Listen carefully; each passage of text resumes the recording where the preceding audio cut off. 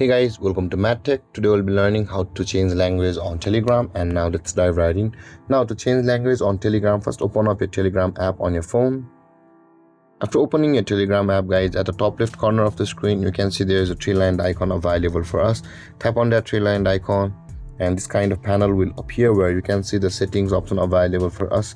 Just below the saved messages, tap on settings and you'll be on this interface where you'll be required to scroll down a little bit and you can see this language option available for us. Just below the devices, tap on language and you can see, guys, there are a lot of languages over here from which you can choose. Now in order to change a language, you'll be required simply to tap or choose on the language which you want to be on a Telegram, and you can see, guys, the moment we tap on the language, guys, it will be changed directly without any requirement to save it. And you can see, guys, and this way you will be able to change your language on Telegram the moment you want.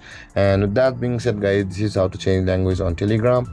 And if you have any confusions or questions regarding the topic, feel free to comment in the comment section below, and don't forget to like, subscribe and hit that bell icon for more videos. Thank you for watching, guys. Peace.